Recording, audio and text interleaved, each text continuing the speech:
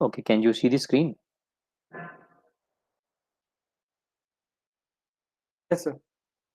Okay. So till now we hello. Yes. So till now we have discussed about heat exchangers. We discussed about what are the various types of the heat exchanger, their classifications we discussed, and then also I told you that the main purpose in case of heat exchanger is to design the heat exchanger. That is, we need to calculate its area of how much area of the heat exchanger is required, and for that we have discussed about the LMTD method, log mean temperature difference. Uh, Now we are going from today we are going to discuss about the effectiveness NTU method of heat exchanger analysis. Now, what is this method actually, and when this method is to be applied? So let us see. First of all, let us try to understand when we can apply LMTD method. So LMTD method can be used only when all four temperatures are known to us. Means there are two fluids which are exchanging heat between themselves. So if we know all the four temperatures, then we can apply the log mean temperature difference method actually. So what are the requirements of using the LMTD method? The first one is the mass flow rates of both fluids. Okay. Second is the specific heat of both the fluids are known to us. Third is, let us say if three temperatures are known to us, then fourth temperature can be easily calculated from the energy balance equation. So effectively what I mean to say that Q is actually equal to mass flow rate of the cold fluid, specific heat of the cold fluid multiplied by TCO minus TCI, and that should be equal to MH CH THO THI minus THO, because for hot fluid the outer temperature will be smaller. Okay, so it means if I know, suppose MC is known to me, CC is known to me, TCI is known to me, THI is known to me, THO known hai, MH is known, CH is known. Then if there is one temperature, suppose TCO, it is unknown. So from this energy balance equation, I can calculate it, and then I can use the methodology which is adopted in case of LMTD. And once the LMTD is known to me, I know the value of uh, U, which is given by the equation UA LMTD. Okay, so LMTD is known to me, U is known to me, Q is known to me, then area of the heat exchanger can be calculated. Now there can be certain real cases. Now what is the meaning of a real case actually? Now in case of a real case, we only know the inlet temperature of the two fluids actually. Okay, we don't know about the outlet temperature of the two fluids. For example, if I say hot fluid, if the temperature of the hot fluid is, let us say, 100 degrees Celsius, means inlet of the heat exchanger. Similarly, I can say the inlet temperature of the cold fluid is, let us say, 20 degrees Celsius. So this information may be available to me. I may be knowing MC, CC, I may be knowing MH, CH. All these things may be known to me, but I don't know about the other two temperatures, means the outlet temperature of the cold fluid and outlet temperature of the hot fluid. And that is the practical situation or practical condition actually. Practical case. So in that particular case, it's very difficult to calculate the value of LMTD and heat exchanger area. But now what happens, even if we want to use this LMTD area, what I can do is I can do some trial and errors. Okay, I can consider that the outlet temperature THO, I can consider that it is equal to 50, and TCO, I can say, means based on the energy balance. Once I assume some value of THO, I can calculate the value of TCO and then try for the energy balance. It is if it happens, then it's okay. Otherwise, I can keep on changing this value of THO, and somewhere I will get the required heat transfer area, required heat transfer value. Okay, so that can be tried actually. Means if you will see this particular equation here, what I mean to say is, suppose if I don't know the value of TCO and I don't know the value of THO, these two are the unknowns, suppose. So what I can do is I can always try from the one unknown and then calculate the other unknown. But the possibility is that this value of Q may not be satisfied. But if I will keep on doing some trial and errors, ultimately I can reach to the final value of the outlet temperatures of both the fluids, which will satisfy the value of the Q. But that is a tedious procedure, and we don't use it practically uh, for calculating the heat transfer area and calculating the LMTD. Rather, we go for effectiveness NTU method. Now, what is this effectiveness and NTU? NTU, I can tell you right now, is it stands for number of transfer units, but we will discuss about it later on. So first of all, we should know what is effectiveness. Now, what is effectiveness? Effectiveness means actual heat transfer which is occurring in a heat exchanger divided by the maximum possible heat transfer. Now, what is the difference between these two heat transfers? What is actual heat transfer and what is maximum possible heat transfer? So, first of all, let us see this equation. This is effectiveness epsilon, which is equal to Q divided by Q maximum. This Q is the actual heat transfer area, and Q maximum is the maximum possible heat transfer. Maximum possible heat transfer. Now, when this Q actual, you can understand. I have written the previous equation. It could be MCCC TCO minus TCI. This is the actual heat transfer, or I can also write MHCH THI minus THO. This is also the actual heat transfer. But what is the maximum possible heat transfer? So we should try to understand that. Okay, Q maximum is the rate of heat transfer that in a counterflow heat exchanger of infinite area would transfer with given inlet temperature, flow rates, and specific heats. So Q maximum is the maximum heat transfer rate of a counterflow heat exchanger of infinite area with given inlet temperatures and flow rates and specific heat. Okay, so slowly and slowly you will understand it. What is the meaning actually?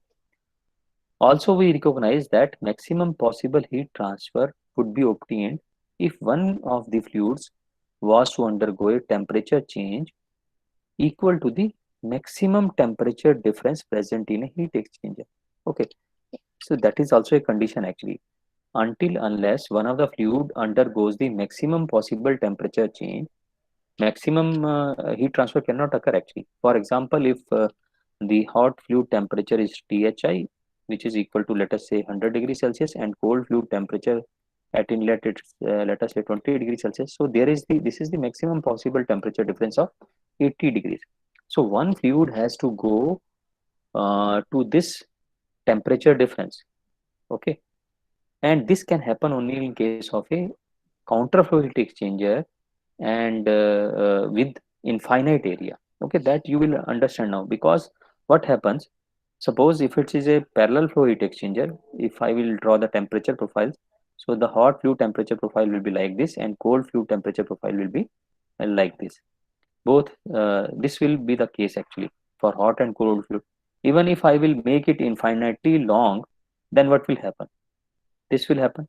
Okay, ultimately the hot fluid temperature will decrease from this particular point to this particular point, and cold fluid temperature will go from this particular point temperature to this particular temperature, but the maximum possible temperature difference is this much.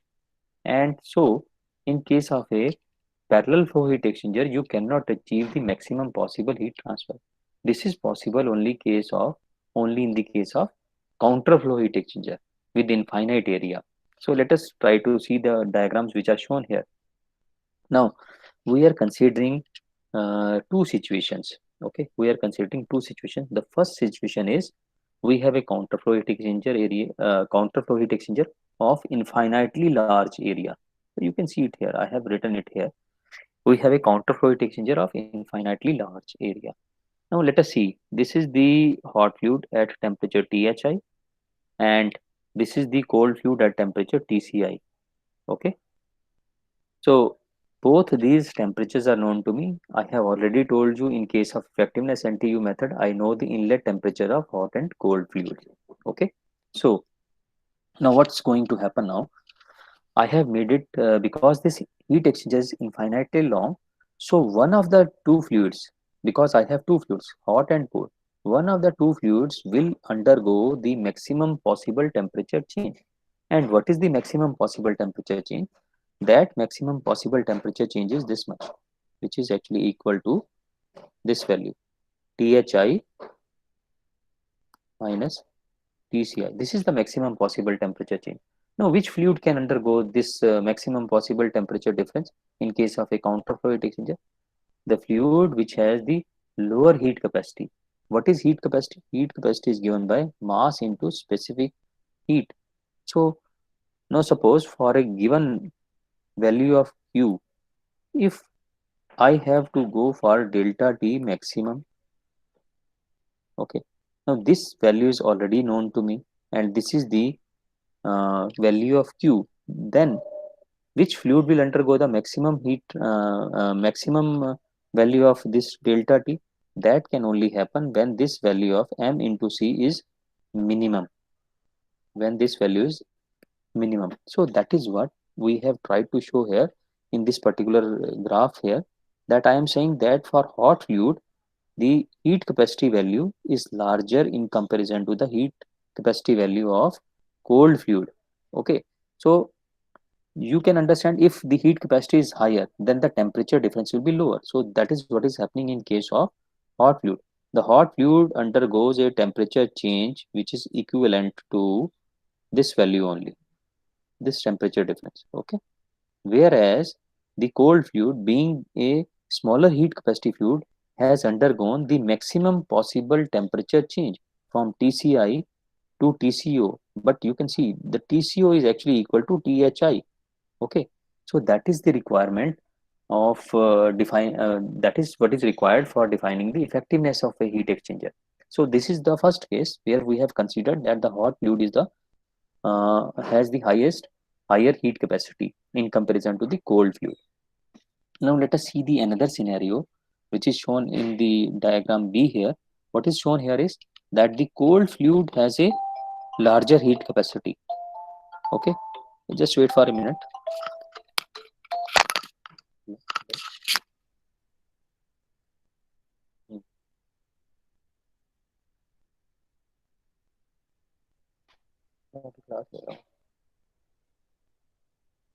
Yeah.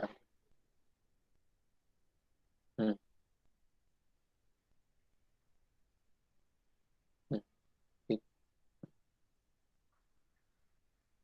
आ जाऊंगा bike पे या गाड़ी.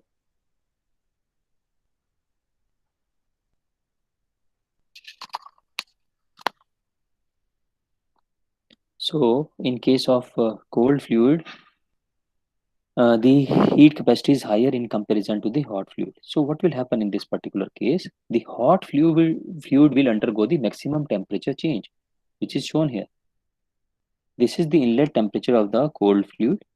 This is the inlet temperature of the hot fluid, and the hot fluid is undergoing the maximum possible temperature change. This is the maximum possible temperature change now,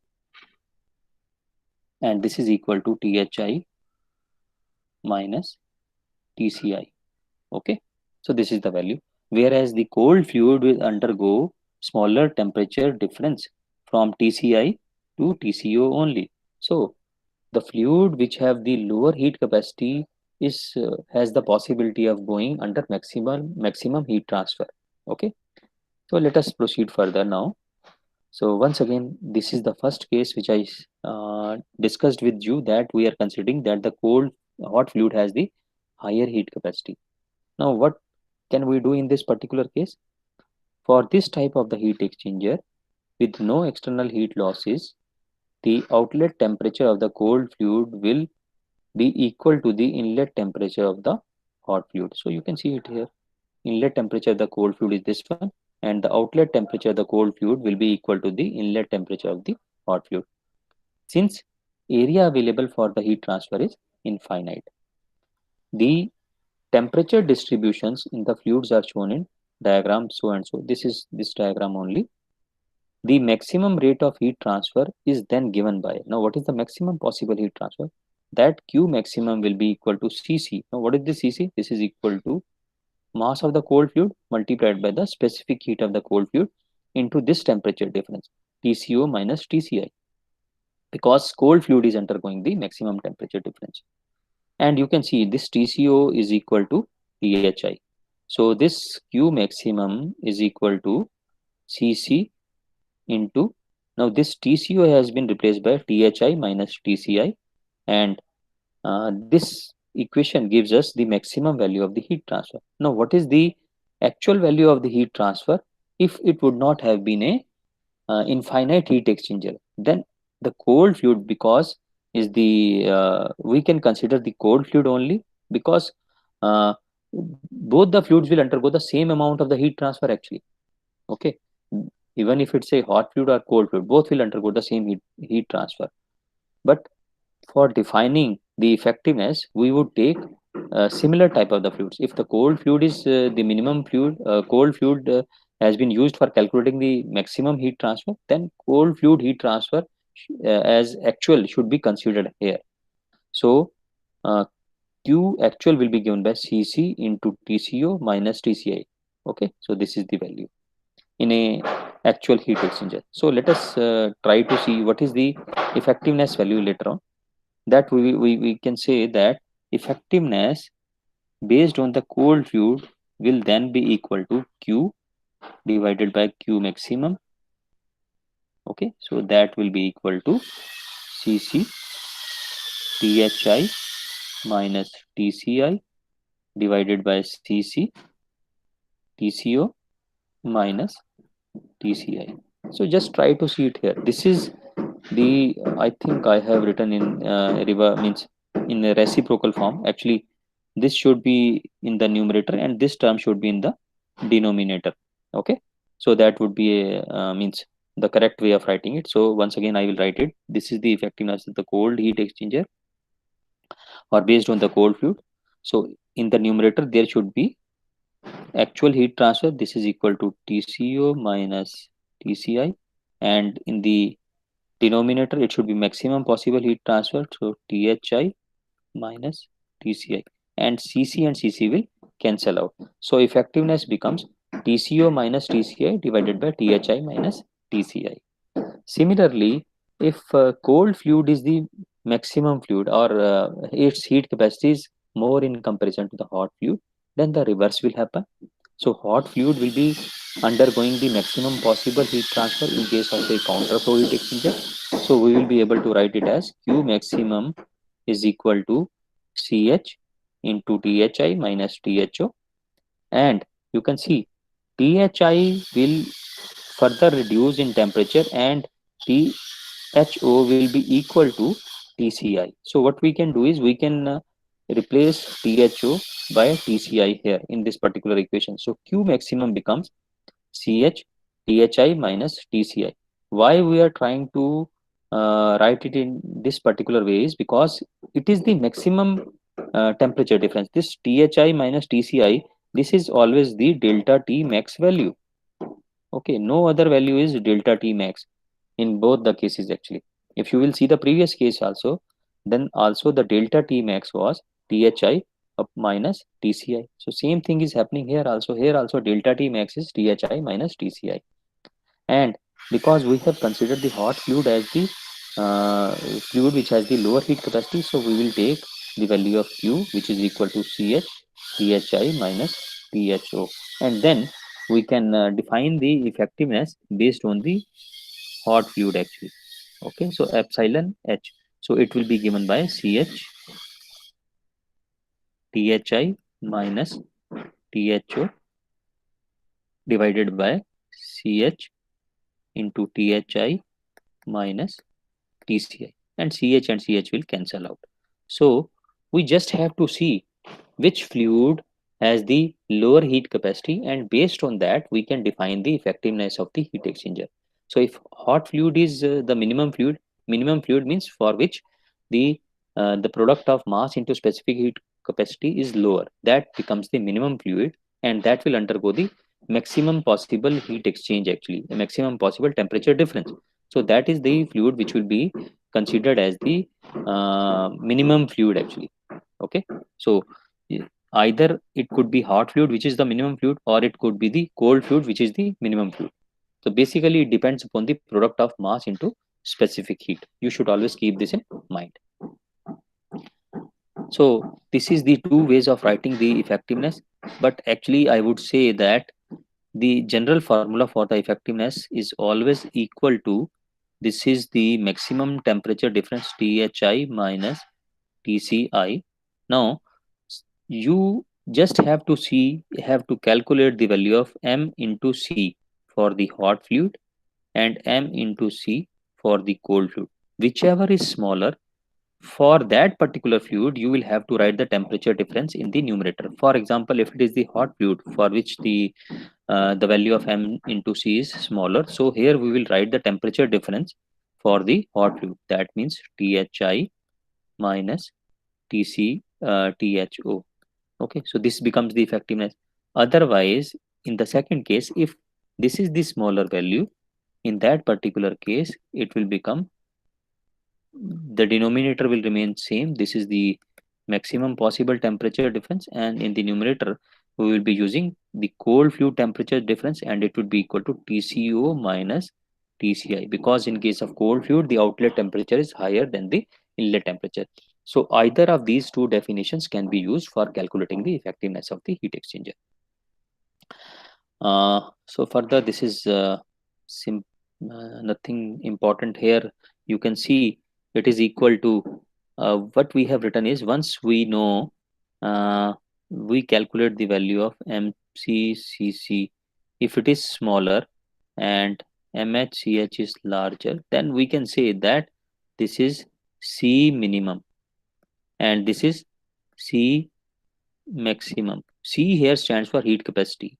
Okay, C stands for heat capacity, and the fluid for which the product of mass into specific heat is smaller is considered as minimum fluid, and the fluid for which the product of mass into specific heat is larger, that is known as the maximum fluid.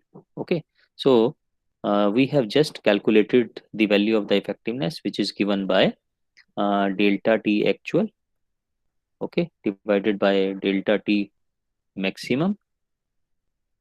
Okay, once the effectiveness is known to me, I can easily calculate the value of Q, because this effectiveness is actually also given by Q upon Q maximum. So what is the value of the this particular value of Q? That will be equal to effectiveness into Q max. Okay, effectiveness into Q max, and Q max is given by this value C minimum into Thi minus Tci. So this can be easily interpreted. Okay, and that is how this equation has been derived. And then further, subsequently, what we can see here is this effectiveness actually can be represented as the function of UA upon C minimum and C minimum by C maximum. This we will see later on, but for the time being, I am telling you that effectiveness is a function of UA upon C minimum, and this UA upon C minimum is actually known as NTU, number of transfer units, and C minimum by C maximum, this is actually known as heat capacity ratio. Heat capacity ratio. Okay, and it is represented as C, capital C. So this C minimum upon C maximum, or this value of C, could be equal to CH upon CC, or it could also be equal to CC upon CH. It depends which fluid is the minimum fluid. Okay, and based on that we will be calculating the value of heat capacity ratio. Now NTU, number of transfer unit, what does it shows actually? NTU is a dimensionless parameter. It is the measure of heat transfer size of the exchanger. Means what is the area of the heat exchanger? Larger the value of the NTU, closer the heat exchanger reaches to its thermodynamic limit of operation. Okay. So let us now discuss about the NTU effectiveness method for a parallel flow heat exchanger. So once again, it is very similar to the method by which we have derived the log mean temperature difference for a parallel flow heat exchanger. So this diagram is similar to that. You can see it here. We have considered this as the hot fluid here. It is under, this is the temperature profile of the hot fluid. This is the outlet temperature of the hot fluid. This is the inlet temperature of the cold fluid. This is the outlet temperature of the cold fluid. We have considered small elemental area dA, and the temperature here is Th. This is dTh along this small area, and here it is dTc, small temperature difference of the cold fluid, and the temperature here is Tc actually. Okay, so we have considered it. Here you know already this nomenclature: MCCC, mass and specific heat of the cold fluid; MHCH, mass and specific heat for the hot fluid; MCCC is equal to capital C of the cold fluid. This is the heat capacity of the cold fluid. MHCH is equal to small ch, capital CH, which is heat capacity of the hot fluid. And then we can write the energy balance equation for both the fluids, which is written here: Q is equal to Cc into Tco minus Tci, which is equal to Thi minus Tho.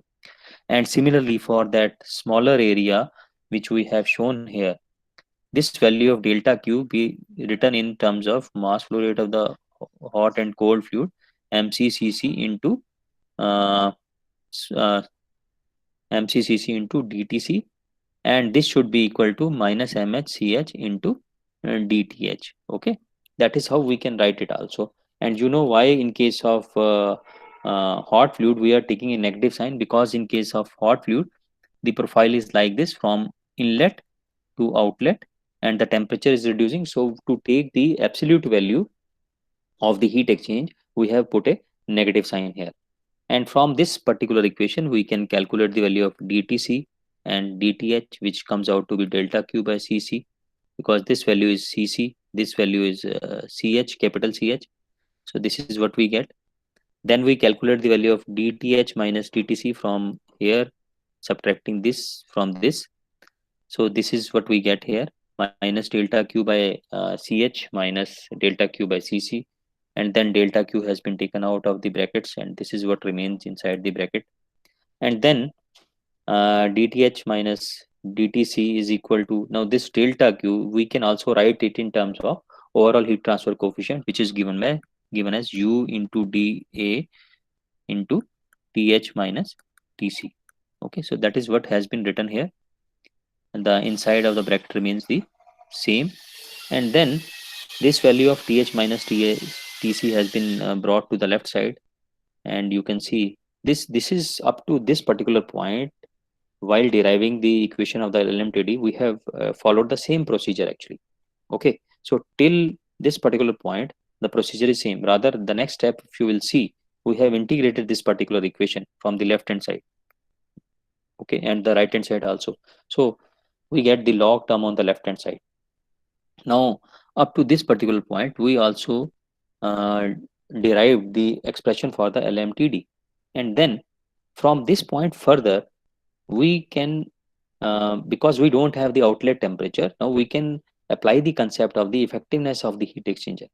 Now we make a assumption here. What is the assumption? We make a assumption that cold fluid is the minimum fluid, or cold fluid heat capacity is smaller in comparison to the hot fluid capacity.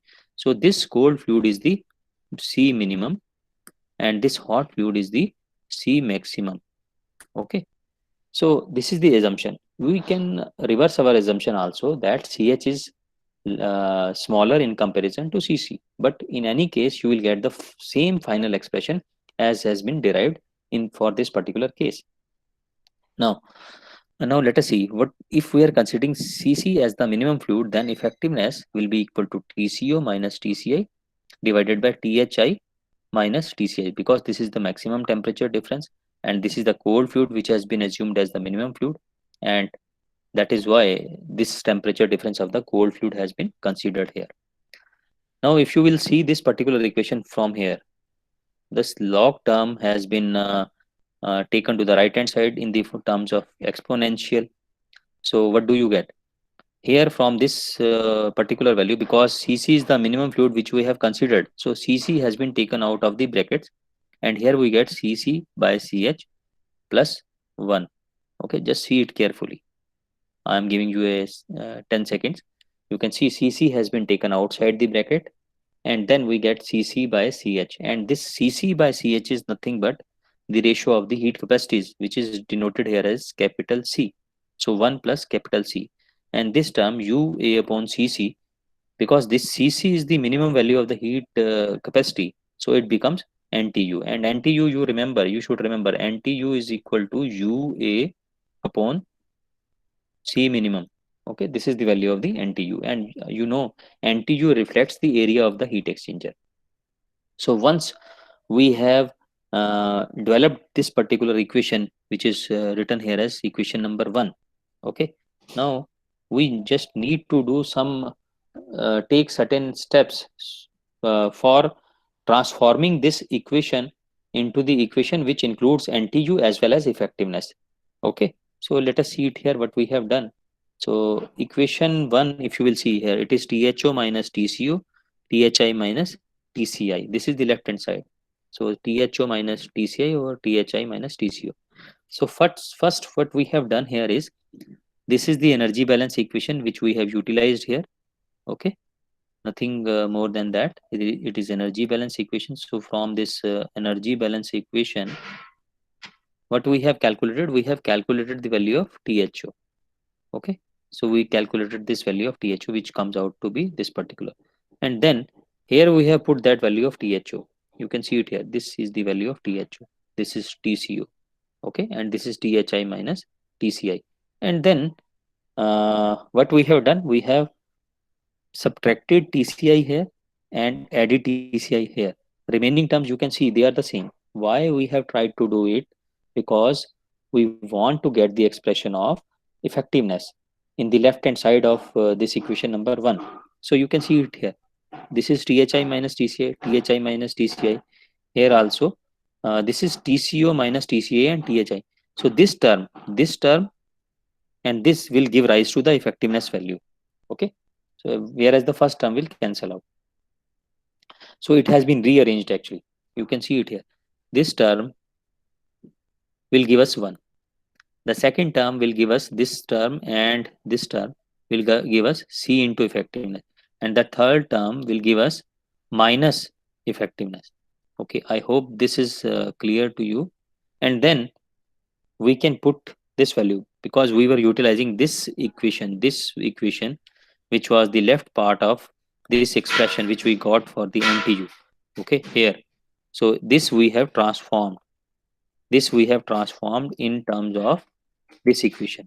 So 1 minus C into effectiveness minus effectiveness is equal to exponential of minus n 1 plus C. So we can do certain steps, and finally for a parallel flow heat exchanger, this is the value of the effectiveness that we get: 1 minus exponential minus n. N is nothing but NTU. So N stands for NTU only, and C stands for the ratio of heat capacity.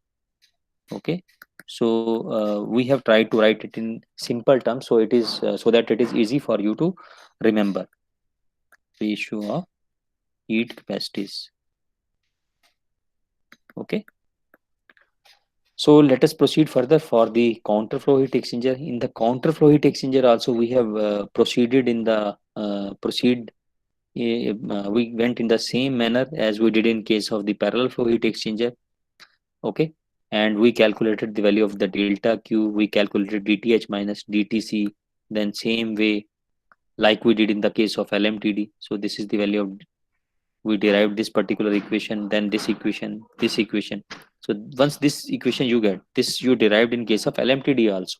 Okay, and here once again we have considered that the cold fluid is the minimum fluid, and Cc by Ch will be C. Okay, this is what we have considered, and you can consider any fluid as the minimum fluid. There is no problem about that. And then this is the equation that we got in case of you can say parallel flow heat exchanger, also similar equation we got. Okay, and then what we have to do, this is the right hand side and this is the left hand side. So we can also write it as THO minus TCO divided by THI minus TCI is equal to exponential of n 1 minus C. And then we have to transform this value in terms of the effectiveness. That is what we have tried to do here. So you can see it here. This is the value of the effectiveness because it is the cold fluid which is the minimum fluid, and this is the maximum temperature difference. Okay, THI minus I think uh, it should be TCI. Okay, it should be TCI actually, because THI minus TCI is the maximum temperature difference. And then what we have tried to do is we have calculated the value of TCI from here. Okay, then this is equation number A. We can use it here. Okay, so what do you get from this particular equation? You get Cc upon Ch into Tci minus Tco is equal to Thi minus Tho. Okay, so you can calculate the value of Tho, which comes out to be this particular value. This is equation number 3, and this is equation number 2. This also you can calculate from this equation number A only. Okay, both. So we have calculated the value of TCI and THO, and then you can take equation number 1. Which is equation number 1? This equation number 1. Okay, so you can see it here. What we have done, this is THO minus TCO. You can see it here. This is THO minus TCO upon THI minus TCI. Okay, so THO minus TCO, THI minus TCI. So THO, what is the value of THO? You can see it here. THO is equal to THI minus C into TCI minus TCO. So we put it here, minus TCU, and here it is THI minus, instead of TCI, what we have done, we have put this value, this equation from equation number 2.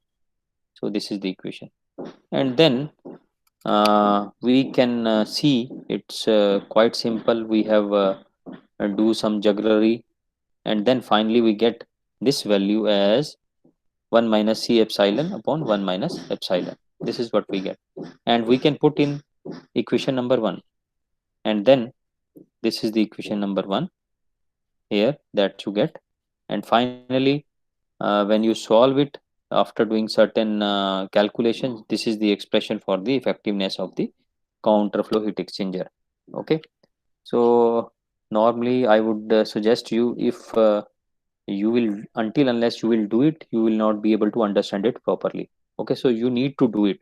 I have explained you the procedure. You can see the video once again, because in most of the books this derivation of the counterflow heat exchanger is not given. In some of the books it may be given also, but in most of the books, once they derive the expression for the parallel flow heat exchanger for the effectiveness, they don't give the solution of the derivation, or solution or derivation of the counterflow heat exchanger. Okay, so these two values we have, these two equations we have derived for the effectiveness of the counterflow and the effectiveness of the parallel flow heat exchanger.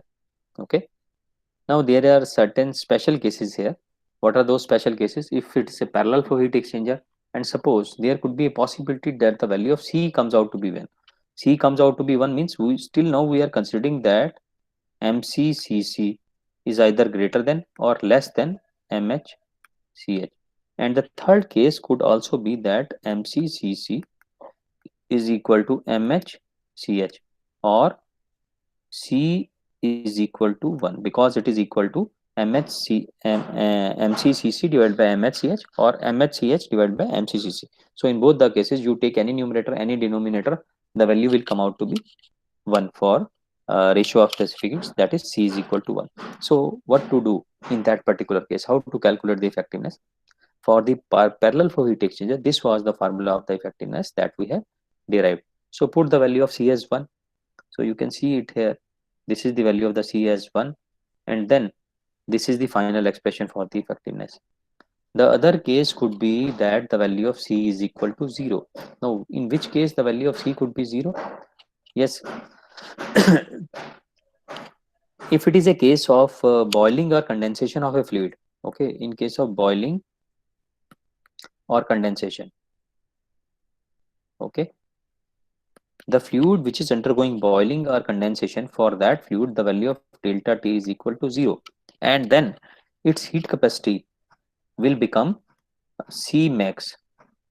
Okay, because Q is equal to C into delta T, and if you are trying to reduce the value of delta T, then the value of C should increase. So for a fluid which is undergoing boiling or condensation, then its heat capacity is maximum or infinite, you can say.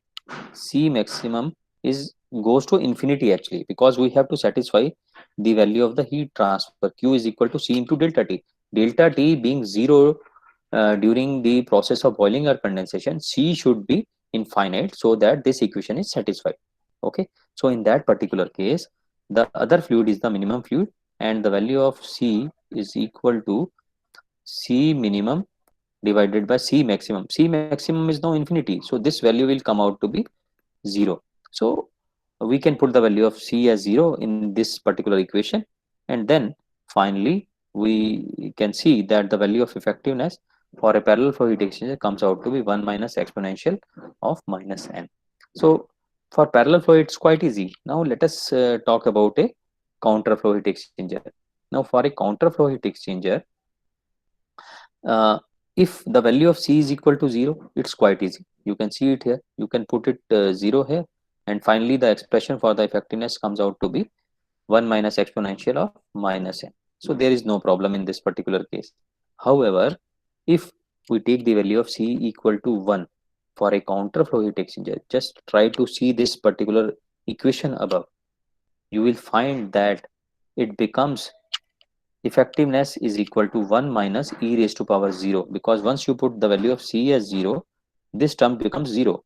So exponential of e raised to power 0 divided by, once again this C is equal to 1, so exponential of 1 minus e raised to power 0. So it becomes uh, e raised to power 0 will become 1. So 1 by 1, sorry, 0 by 0, it's a indeterminate form. So how to find out the solution for this particular case? So we know that e raised to power x is equal to 1 plus x uh, factorial 1, x square plus divided by factorial 2, and so on.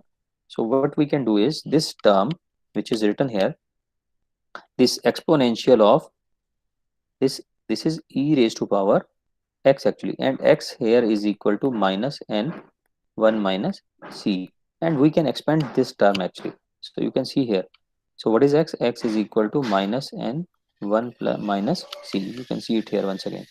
So we can expand this term up to say first factorial term only. So you can see it here 1 plus. So if I will say plus, then what is plus?